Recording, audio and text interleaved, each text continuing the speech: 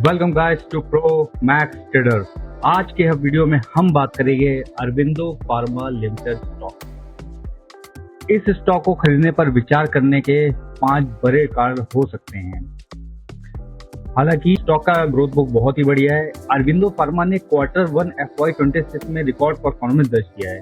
Company का revenue 16.3% से बढ़कर लगभग 9,150 करोड़ रुपए हो गया है, जबकि नेट प्रॉफिट 25.2% से बढ़कर लगभग 1,032 करोड़ रुपए हो चुका है।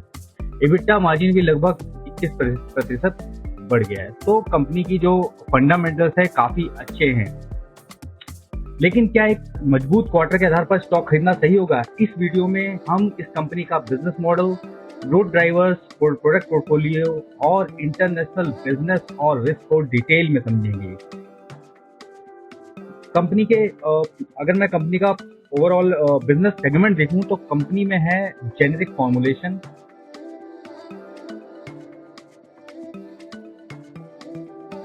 Active pharmaceuticals, injectable medicine.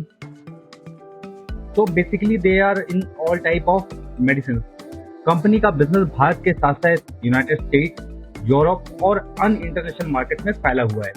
Pharma companies की अर्निंग को समझने के लिए product approval, new launches, pricing pressure, regulatory compliances and R&D pipeline और ज्योग्राफिकल डाइवर्सिफिकेशन समझना बहुत ही महत्वपूर्ण होता है।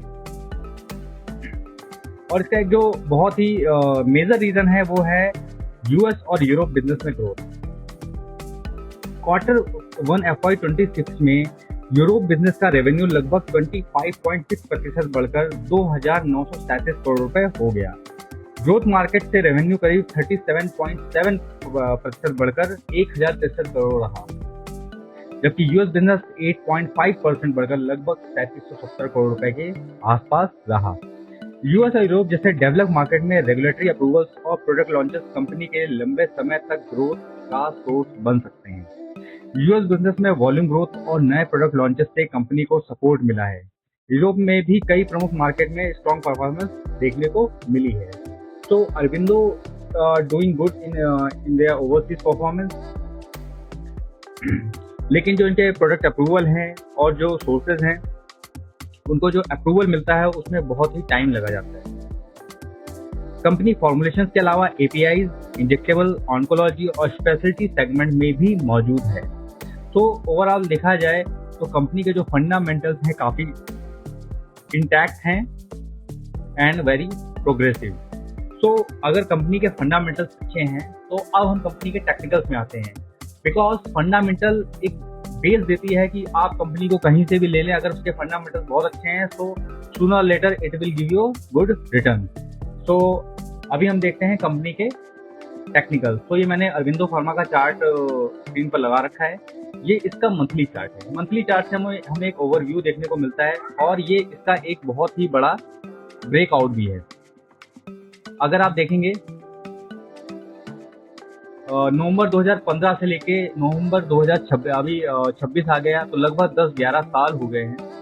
कंपनी ने जो एक हाई था उसको 2, 3, 4, 5 बार टेस्ट करने के बाद इसको एक ब्रेकआउट दिया। उसके बाद एक नया हाई लगाया लगभग 1,650 रुपए के आसपास।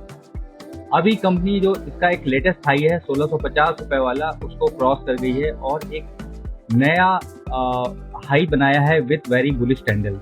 तो यहाँ इसको कंसीडर करने लायक हो जाता है स्टॉक ये। अगर मैं इसको वीकली में लेके आऊं तो आपको एक बड़ा कंसोलिडेशन और एक कप एंड हैंडल पैटर्न देखने को मिलेगा। यहाँ पे इसने हाई लगाया, उसके बाद ये पूरा कप बनाया, उसके बाद ये हैंडल बनाया। So this is a very good sign. इसको हम VCP पैटर्न भी बोल सकते हैं।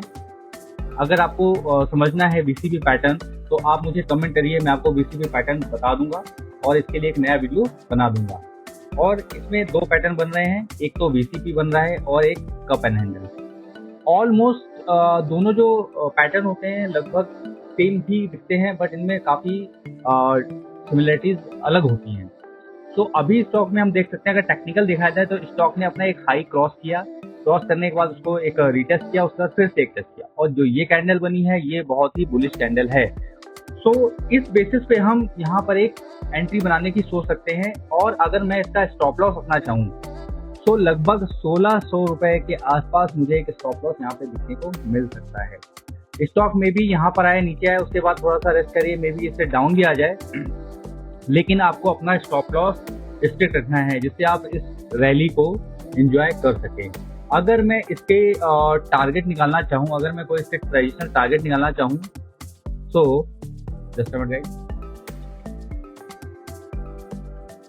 अगर मुझे इसके एक ट्रेडिशनल टारगेट निकालना हो तो ये यहाँ से लगभग 38%। अब मैं इसको ऊपर से मेजर करूंगा 38%।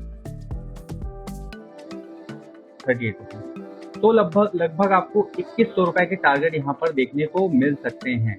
अगर स्टॉक इसी तरह के फंडामेंटल्स इंटैक्ट रखता है और अगर ग्लोबल कंडीशन सही रहती हैं तो स्टॉक में एक अच्छा मूव आपको देखने को मिल सकता है। तो स्टॉप लॉस जरूर मेंटेन रखिए, क्योंकि स्टॉप लॉस से ही आप बच के रह सकते हैं। अगर कोई भी सडन रिवर्सल आता है तो आप उसको मैनेज कर सकते हैं। स्टॉक को अपने वॉच लिस्ट में जरूर रखिए, मॉनिटर करिए। तब तक के लिए आपको वीडियो कैसा लगा? अगर वीडियो अच्छा लगा तो लाइक करें, कमेंट करें, सब्सक्राइब करें। तब तक के लिए जय हिंद।